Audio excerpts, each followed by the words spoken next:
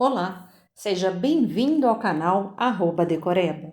Se você quer memorizar a lei de forma mais rápida e eficiente, já comece assim. Curta, compartilhe e inscreva-se no canal @decoreba. Aqui o foco é direto ao ponto. Vamos começar. Estatuto da Advocacia e da OAB. Lei 8.906, de 1994. Artigo 25. Prescreve em 5 anos a ação de cobrança de honorários de advogado, contado o prazo. Inciso 1º. Do vencimento do contrato, se houver. Inciso 2º. Do trânsito em julgado da decisão que os fixar. Inciso 3º. Da ultimação do serviço extrajudicial. Inciso 4º. Da desistência ou transação. Inciso 5º. Da renúncia ou revogação do mandato. Artigo 25-A. Prescreve em 5 anos a ação de prestação de contas pelas quantias recebidas pelo advogado de seu cliente ou de terceiros por conta dele. Artigo 34, inciso 21. Artigo 26. O advogado subestabelecido com reserva de poderes não pode cobrar honorário sem a intervenção daquele que lhe conferiu o subestabelecimento.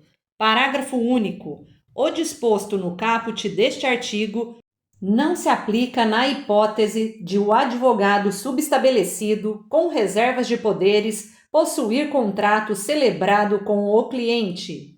Capítulo 7. Das incompatibilidades e impedimentos. Artigo 27. A incompatibilidade determina a proibição total e o impedimento a proibição parcial do exercício da advocacia. Artigo 28. A advocacia é incompatível, mesmo em causa própria, com as seguintes atividades. Inciso 1º. Chefe do Poder Executivo e membros da Mesa do Poder Legislativo e seus substitutos legais.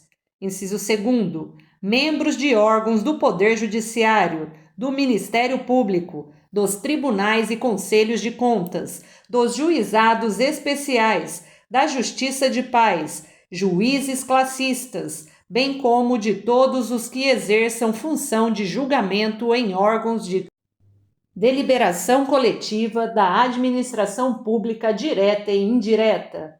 Inciso 3º. Ocupantes de cargos ou funções de direção em órgãos da administração pública direta ou indireta, em suas fundações e em suas empresas controladas ou concessionárias de serviço público. Inciso 4º. Ocupantes de cargos ou funções vinculados direta ou indiretamente a qualquer órgão do Poder Judiciário e os que exerçam serviços notoriais e de registro.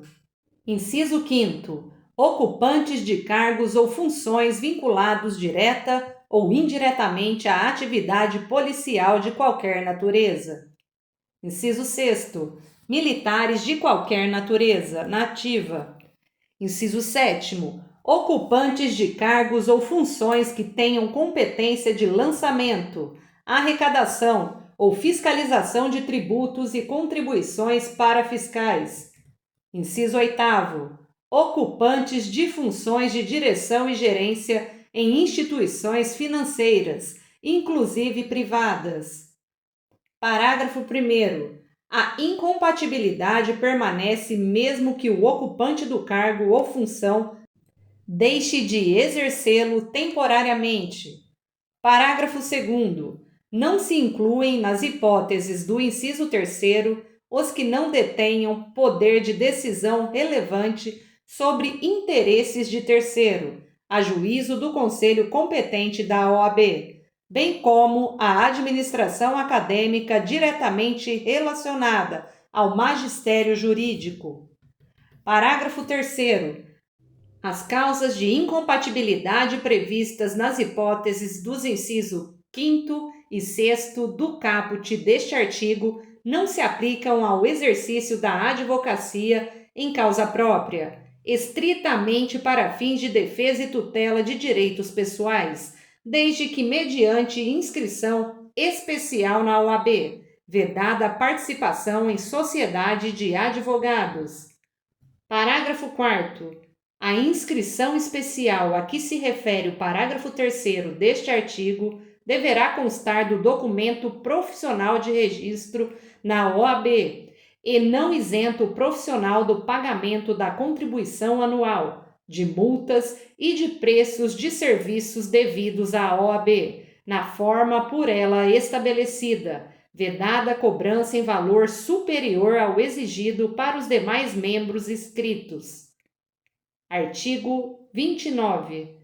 Os procuradores-gerais, advogados-gerais, defensores-gerais e dirigentes de órgãos jurídicos da administração pública direta, indireta e fundacional são exclusivamente legitimados para o exercício da advocacia vinculada à função que exerçam durante o período da investidura.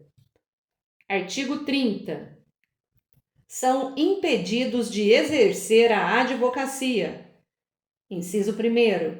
Os servidores da administração direta, indireta e fundacional contra a fazenda pública, que os remunere ou a qual seja vinculada a entidade empregadora. Inciso 2º.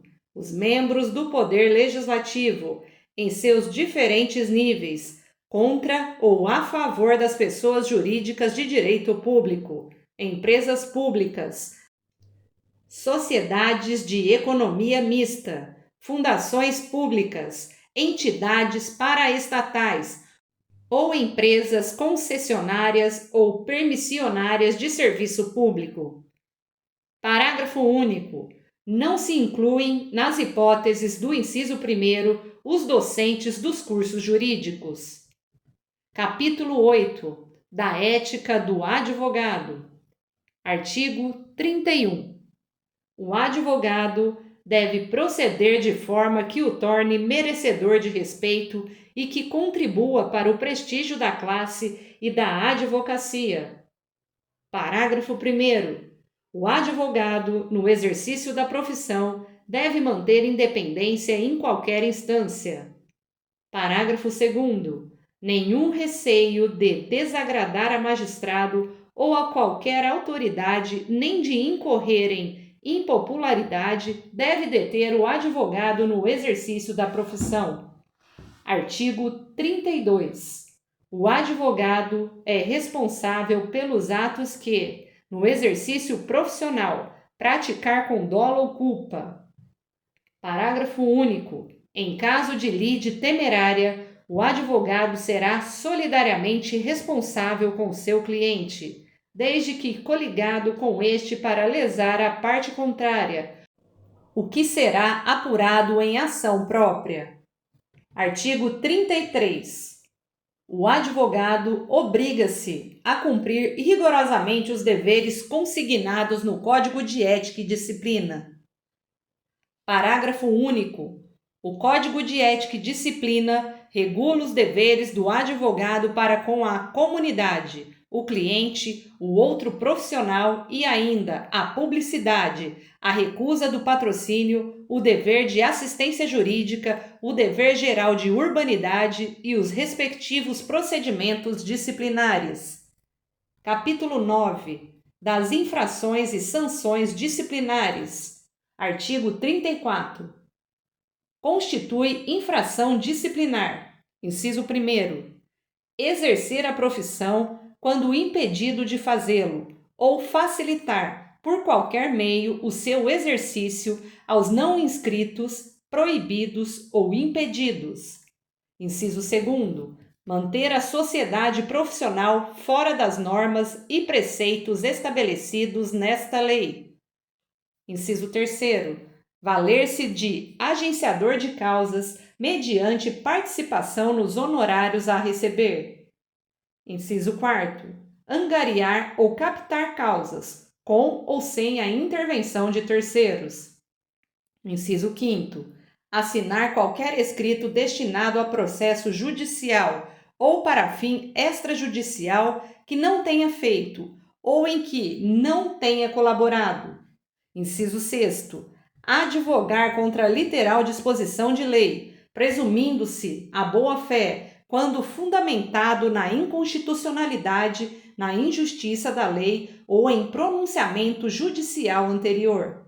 Inciso 7º. Violar sem justa causa, sigilo profissional. Inciso 8º. Estabelecer entendimento com a parte adversa sem autorização do cliente ou ciência do advogado contrário. Inciso 9º. Prejudicar, por culpa grave, interesse confiado ao seu patrocínio. Inciso 10. Acarretar conscientemente, por ato próprio, a anulação ou a nulidade do processo em que funcione. Inciso 11. Abandonar a causa sem justo motivo ou antes de decorrido 10 dias de comunicação da renúncia. Inciso 12. Recusar-se a prestar, sem justo motivo, assistência jurídica quando nomeado em virtude de impossibilidade da Defensoria Pública. Inciso 13. Fazer publicar na imprensa, desnecessária e habitualmente, alegações forenses ou relativas a causas pendentes. Inciso 14. Deturpar o teor de dispositivo de lei, de citação doutrinária ou de julgado, bem como de depoimentos, documentos e alegações da parte contrária, para confundir o adversário ou iludir o juiz da causa. Inciso 15. Fazer em nome do constituinte, sem autorização escrita deste, imputação a terceiro de fato definido como crime. Inciso 16. Deixar de cumprir, no prazo estabelecido, determinação emanada do órgão ou de autoridade da ordem, em matéria da competência desta, depois de regularmente notificado. Inciso 17. Prestar concurso a clientes ou a terceiros para a realização de ato contrário à lei, ou destinado a fraudá-la. Inciso 18. Solicitar ou receber de constituinte qualquer importância para aplicação ilícita ou desonesta.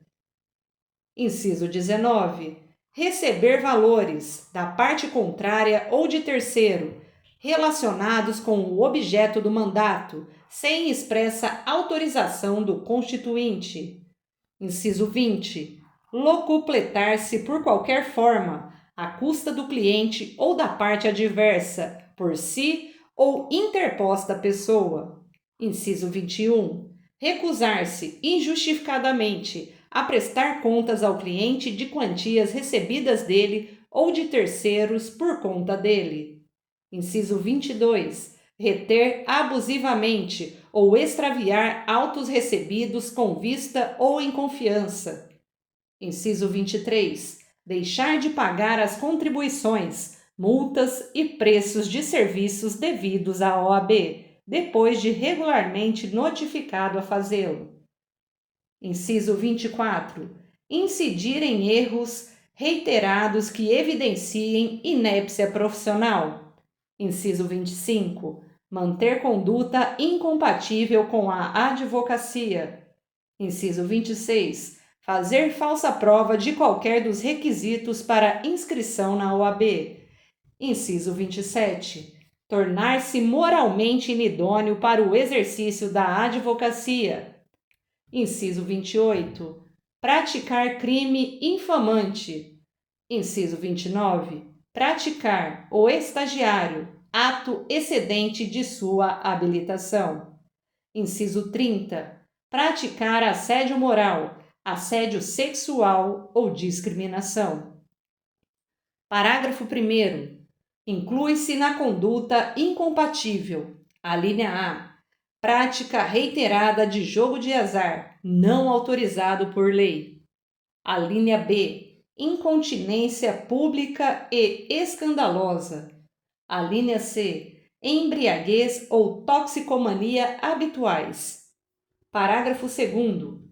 Para os fins desta lei, considera-se: inciso 1º, assédio moral, a conduta praticada no exercício profissional ou em razão dele, por meio da repetição deliberada de gestos, palavras faladas ou escritas, ou comportamentos que exponham o estagiário, o advogado ou qualquer outro profissional que esteja prestando seus serviços a situações humilhantes e constrangedoras, capazes de lhes causar ofensa à personalidade, à dignidade e à integridade psíquica ou física, com o objetivo de excluí-los das suas funções ou de desestabilizá-los emocionalmente, deteriorando o ambiente profissional.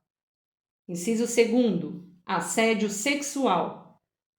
A conduta de conotação sexual praticada no exercício profissional ou em razão dele, manifestada fisicamente ou por palavras, gestos ou outros meios, proposta ou imposta à pessoa contra sua vontade, causando-lhe constrangimento e violando a sua liberdade sexual.